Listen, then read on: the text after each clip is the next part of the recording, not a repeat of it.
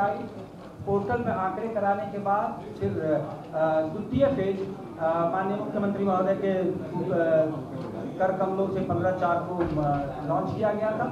और बहुत आभार व्यक्त करता हूं मैं पूरे बिहार की जनता का, जिन्होंने बहुत बढ़ चढ़ कर इसमें हिस्सा लिया और पूरे कार्यक्रम में कहीं कोई बाधा नहीं आ पाई हमारे पास और लोगों ने पूरी तरह सहयोग किया इस मामले में और कहीं कोई बाधा नहीं आई और हम लोगों ने द्वितीय चरण भी 5 अगस्त तक कंप्लीट कर लिया।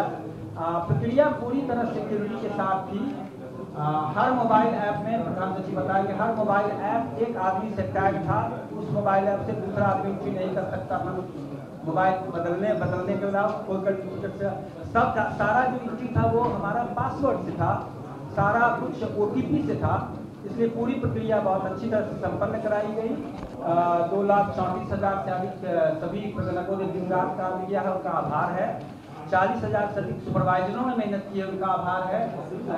805 चार्ज पदाधिकारियों ने, जिसमें 534 प्रखंड विकास पदाधिकारी, 534 अंचलाधिकारी, उसके अतिरिक्त 261 नगर आयोग CDO अफसर ने किया, उनका बहुत आभार है। हमारे तरफ से सरकार की ओर से हमारी ओर से आभार है सभी जिलाधिकारियों का, जिन्होंने रात दिन इसमें मेहनत की है। अनुमंडल पदाधिकारी का SDO ने जिसकी सारी जांच की है।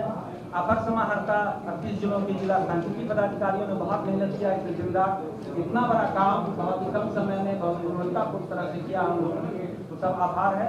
और मैं पुनः आप सबों का और बिहार की जनता का बहुत बहुत आभार व्यक्त करता हूँ। हम लोगों ने सरकार का जो न्याय के साथ विकास की परिभाषा है, उस आलोक में हम लोग पूरे प्रशासन को आगे ले जाने के लिए इस सर्वे का उपयोग सरकार आगे की ओर करेगी।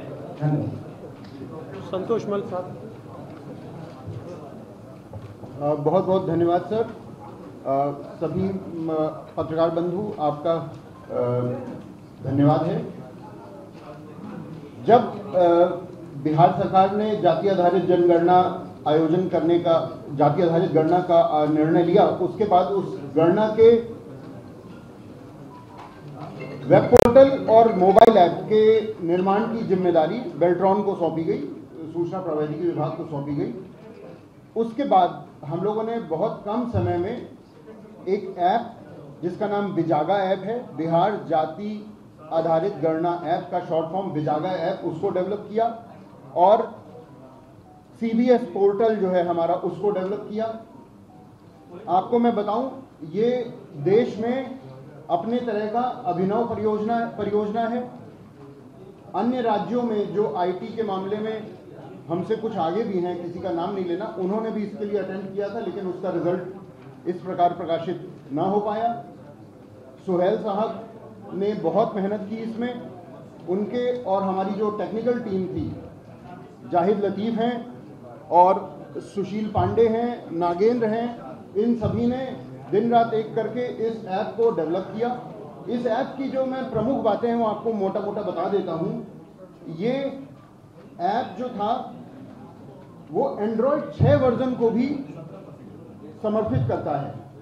आप सब जानते हैं आज के दिन हम लोग किस वर्जन में एंड्रॉयड के काम कर रहे हैं। ये छोटे से छोटा मोबाइल जो हमारे इनोवेटर के पास, प्रगणक के पास था, 2,34,000 से ज़्यादा प्रगणक थे, तो उनके सभी ऐप को, उनके मोबाइलों को समर्थन कर सके ऐसा ऐप बनाया गया। तो मोबाइल एंड्रॉयड वर्जन 6.0 को भी ये समर्थित करता है और ये बिल्कुल सिक्योर है।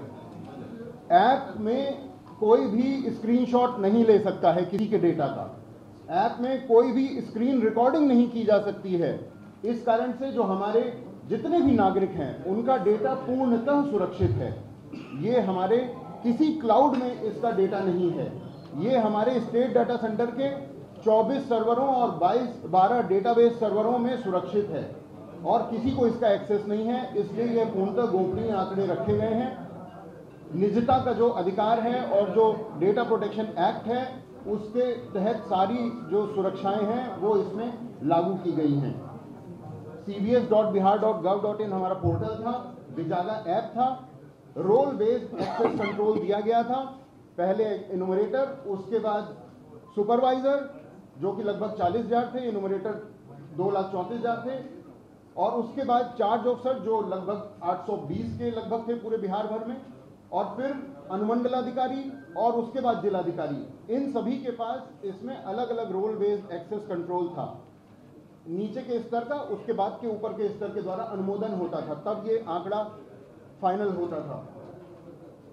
जैसा मैं आपको बता चुका हूं, कोई स्क्रीन रिकॉर्डिंग का सुविधा इसमें नहीं था।